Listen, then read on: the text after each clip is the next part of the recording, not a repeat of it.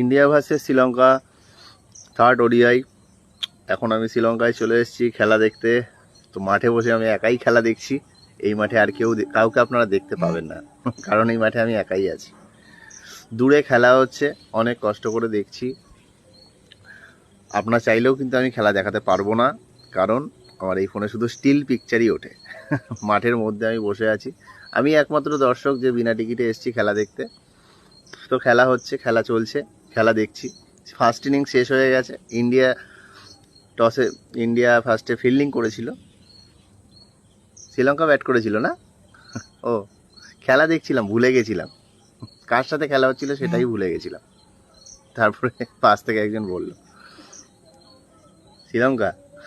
আচ্ছা, ও শ্রীলঙ্কা ব্যাট করেছে ফার্স্টে, 248 রান করেছে। যখনই ব্যাট করছে শ্রীলঙ্কা খালি 240-48 রান করছে। মানে ছেলে খেলা করছে, খেলা হচ্ছে না, ছেলে খেলা হচ্ছিল বুঝতে পারছিলাম। শ্রীলঙ্কা প্রতি ম্যাচে ফার্স্ট ব্যাট করছে, প্রতি ম্যাচে 240 রান করছে, 248 রান করছে। আর ইন্ডিয়া এমন শুরু করছে, প্রথমে দেখে মনে হচ্ছে জিতে যাবে, কিন্তু না, তারপরে চমক দিয়ে দিচ্ছে, ম্যাজিক হচ্ছে ব্যাপারটা। প্রতি ম্যাচে হারছে। জানি না এই ম্যাচে কী হবে, দেখা যাক।